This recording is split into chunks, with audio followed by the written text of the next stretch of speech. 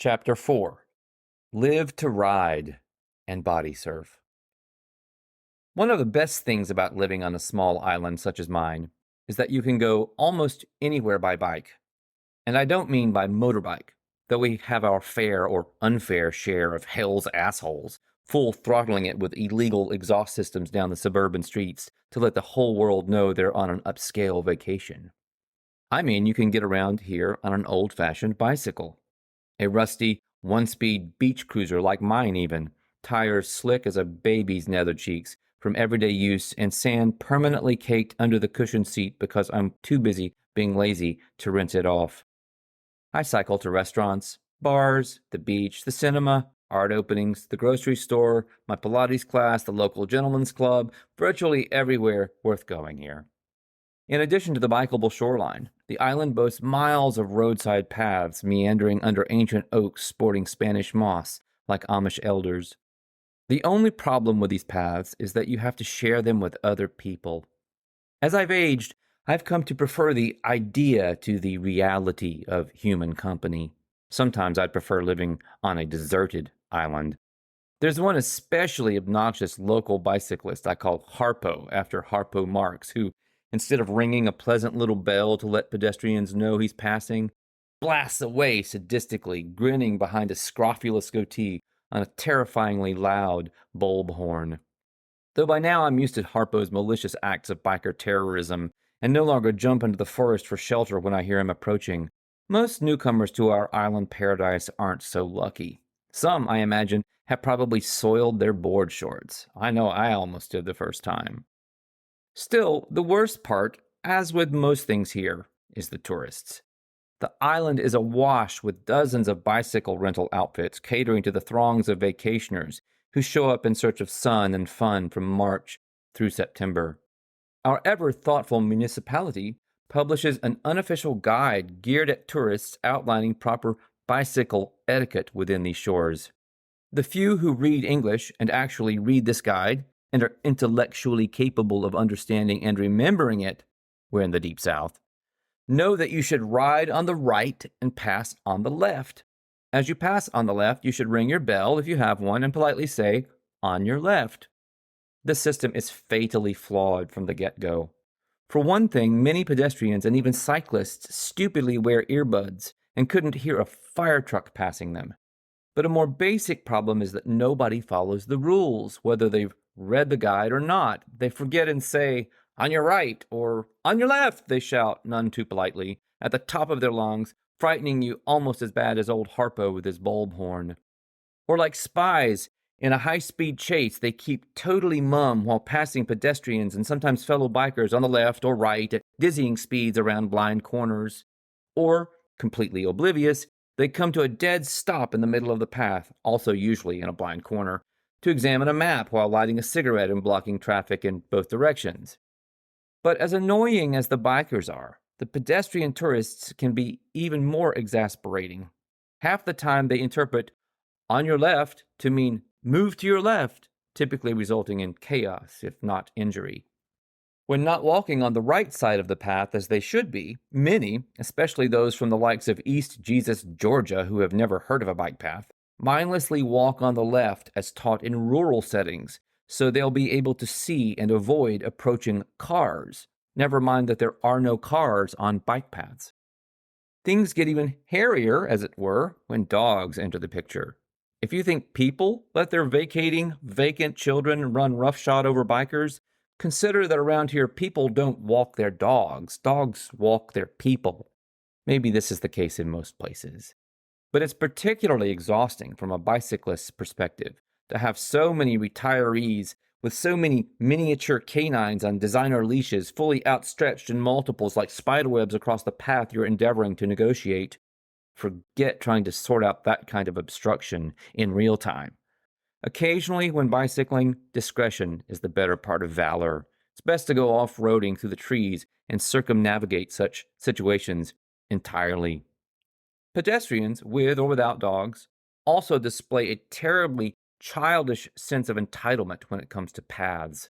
Traveling at a snail's pace in brainless familial gaggles, they love to sprawl out side by side, or sometimes 3 or even 4 abreast, often with wide loads of beach chairs on their backs, obstructing the path entirely while pretending not to hear your frantically ringing bell and increasingly desperate iterations of, "On your left."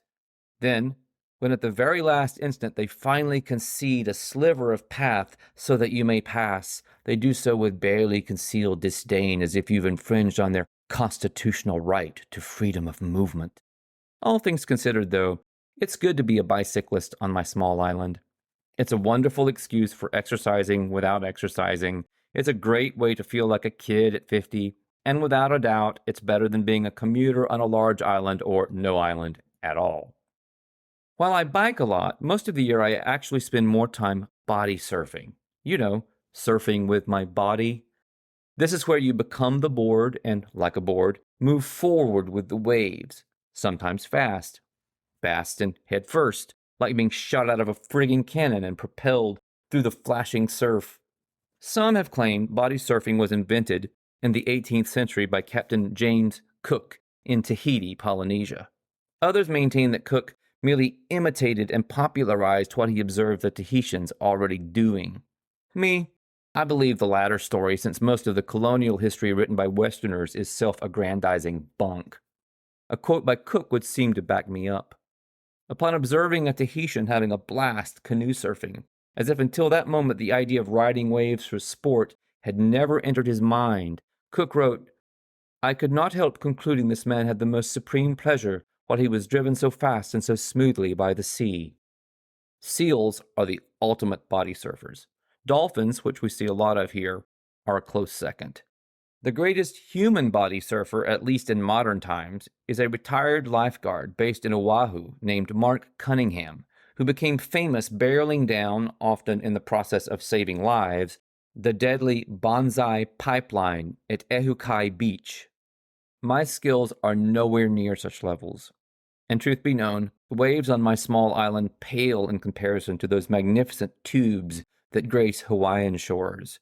Considering this sad fact, I could lapse into bitterness, but I'm better than that most of the time. Wave action here tends to be choppy, meaning there's usually no long sideways barrel to ride as in prototypical body surfing. But that doesn't mean you can't experience some thrills. As one might say about sex, even bad body surfing is good body surfing.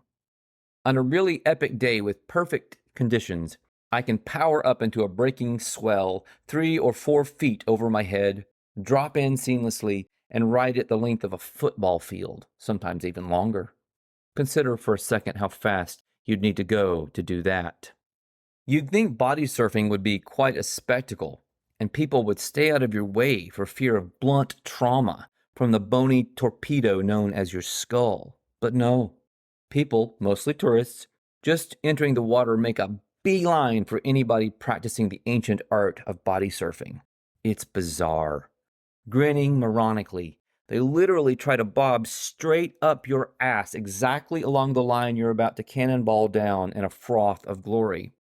This happens so regularly it makes me wonder about certain stories I've heard having to do with people's inability to perceive things with which they're unfamiliar. Supposedly, the first so-called Indians seeing enormous European ships off the shores of the Americas couldn't actually see the ships. They thought the armed terrorists about to rape and pillage their lands just flew in over the sea like gods.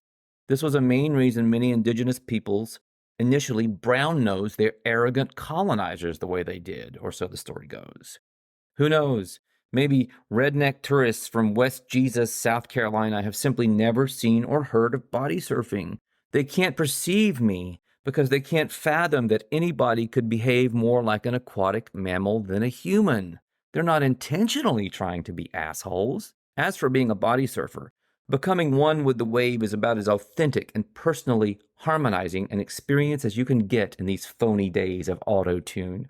It's also some of the best cardio around, inherently alternating intense bursts of activity with pauses for rest and recovery, making it nature's own high-intensity interval training. Most people, even those who know what body surfing is, have no idea how to actually do it. The worst displays of ignorance are the macho pricks 20-somethings on steroids and Michelob getting in your way and flailing like windmills trying to enter the wave's momentum. These Quimbies are lucky to make it 20 feet before sinking like lead statues. If they stay out for any length of time and fail to catch a proper wave, which isn't uncommon, they officially qualify in surfer terminology as froobs. In some places, the best body surfing is in deep water, which requires fins. But here the waves usually break in water you can stand up in. It's just as well, because I've never enjoyed wearing fins, which I find highly uncomfortable. There are several techniques for catching waves in shallow conditions. The simplest is to time things so that you jump forward horizontally and start kicking as opposed to stroking, just before a fast-moving wave spanks your backside. If done right, depending on the wave's shape and size, you'll either be propelled straight ahead or picked up and dropped down the slope like a surfboard. Either way, the rush is addictive, but it's not just about the rush. While I may be something of an adrenaline junkie, I also body surf as a form of healing meditation with many of the same restorative properties as art. I've never found body surfing to be a drag, not even when there are few or even no waves to catch. Just inhaling the ocean's negative ions under the open sky is like a colonic for any stubborn toxicity that might be festering in my mental and emotional space.